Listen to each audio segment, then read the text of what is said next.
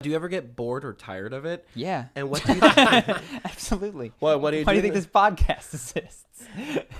Well, they continue. What do you do in these situations and how do you push through? Also, how do you get a break without hurting the business when you're your own boss? Oh, this is a big sense of tension between Ben and I. Not tension.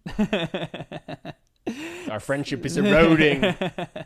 So I am, and I've expressed this, there are people that I enjoy breaking down, but one of the wonderful things that has happened is we've become successful. And with success comes a desire to top yourself or at least to match yourself. Mm-hmm. And so people want us to do who they want us to do. And I don't always find that person interesting. And I find that when I cave and do someone that I'm not totally interested in, I am bored. I don't enjoy it. And up until now, I've kind of done it, and I'm handing in my resignation. I'm opting out. I no longer am interested in doing purely crowd pleasers if they don't match what I would like to do. I can do a crowd pleaser like Peaky Blinders, great example. I enjoyed that. Bro, so, you're going to be excited to know I'm starting to come around. You're coming around? Finish your answer. Now. So that was an answer for someone who's been doing it for 3 years. What I would say at the beginning is there's two problems that you can have. You can have like one type of an issue with your business or another, and here's what they generally are. One is that you bail too soon. You have a bunch of ideas, you never commit to them, and you're floaty. The other one is that you're too stubborn. You've been trying to knock down this door. We had a buddy, and he's in the jump rope dudes now, but for a long time he had a business called Entrepreneur Fitness, where he tried to teach entrepreneurs to be fit, and it was just not an idea that was going to work. Entrepreneurs were not particularly interested in fitness and certainly not interested in being separated from the rest of the world like they needed unique fitness advice. The question that is tough to answer is, who are you? Are you the person that floats around and has all these ideas, never can commit to them? Or are you the stubborn person that has one idea and tries to smash it down people's throats? Most people who are just starting are over here. They haven't committed. So you are going to have to suck it up. You are going to have to stick with something for a fixed period of time. And what I recommend doing is exactly what I did with the YouTube channel. I think I said 6 months, once a week, I'm going to post a video. And that's going to be 4 times 6, which is 24 videos I'm going to do. So take 24 things of whatever you're going to put out, blog posts, whatever. I am not allowed to quit until I do this.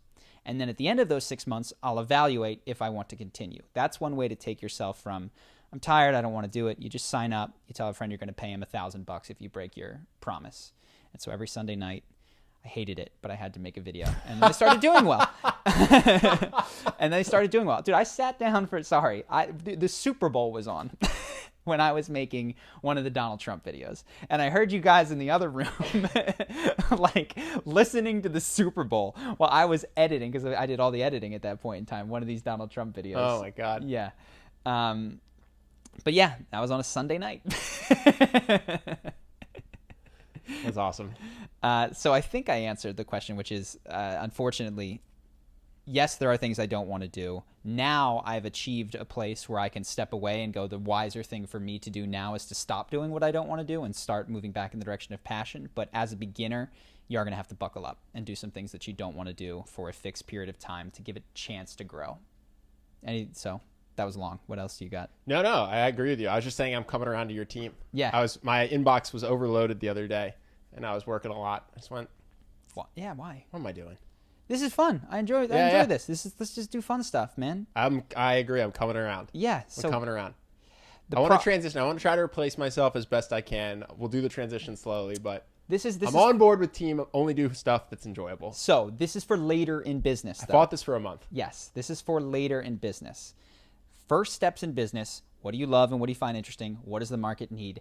And there's going to be times where you're filing for an LLC or editing a video or doing stuff that isn't fun. That is inevitable, and I don't think that you can totally bail out of it. Just make sure that the big picture is moving in a direction that you're fascinated by. Go ahead. I see you. I think that has helped a lot if you have an incredible North Star, though. Yes. When I was in investment banking and I hated it and I had to file for an LLC, I was stoked. I did not mind. I was like, this is sick. This is how I escape. This is amazing. I'm going to get to Brazil with my friends. So I was actually totally fine. I think you can motivate yourself through the boring or through the tedious. Yeah. If you have a big enough dream. This is a great point. I think if you have a big enough dream. And I think for us, No, you nailed it. Keep going. I love it. No, go ahead. We had a huge reason why at the beginning, because your life was investment banking. My life was consulting. And we hated it. So when you told Ben, file for an LLC, or me, write a blog post, and it was like, this is what gets me to that Brazilian beach, absolutely worth it. Oh, I'd sprint to it. We're now at a point where we go, why would I do something that I don't want to do? And the answer would be for more money. For more money. Which is much less motivating than a real dream that you're really passionate about. Exactly. So my real dream today is to exactly what it was, weirdly enough, 6 years ago, which is spend my time doing what I love. Mm-hmm. And we lost, not total, honestly, I've never really lost don't let money usurp that. Money is a tool to spend time doing what you love. But anyway, to make this relatable to you, if you're finding yourself bored, maybe you don't have a big enough dream or most motivating dream. Because Elon Musk says this is the secret to his success as well. He works 20-hour days. I wouldn't recommend doing what he does, but he is so motivated. He thinks he's going to save mankind. Yeah, and so when he has to sleep on a couch and they go, why do you do this? He goes, this is a non-issue for me. Yeah. Because I think I'm the only person that can do it, and I'm going to save our species.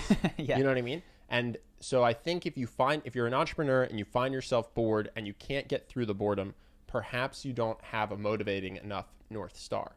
Yeah. And maybe that means you need to start a different business that actually moves you towards something that you're excited about. So that when you're registering for an LLC, even though it's boring to fill out government paperwork, you're stoked and you're happy. Or what you need to do is write down your North Star, make it concrete. We both on multiple occasions wrote down the dream day. Mm-hmm. I wake up. I'm in an apartment with several friends. It's sunny outside. Yeah. I can see the beach out of my window. There was no alarm. That was huge. Mm-hmm. No alarm was so big. And we wrote down the day and what we would do and what we would and we. You can do that was day. Highly motivating. You can do that day, by the way, for about $2,500 a month. Yeah. That's the other thing we wrote. Your day, my day. Who knows what other people's days looks like? But yeah. Yeah. But what I'm saying is when we wrote down the day, that was another thing. I guess this is a different question, which is how did you quit your high-paying job? Mm-hmm. When I wrote down my ideal day, it was a $2 coconut on the beach while I sat on the beach for free. It wasn't for me Maseratis and stuff. Yeah. And so I was willing to work really hard because I had a dream and I thought it was achievable. It's hyper achievable. Because I was like, I don't need this to be $1 million a year business. I don't need to sell this for $100 million. I just need $3,000 a month. Yeah. So I can afford coconuts and rotisserie chicken and a little bit of rent in Brazil. Yeah. So yeah, that was really helpful too, is I had a very concrete dream and I had faith that I could do it because I didn't have to have $1 billion exit. Totes.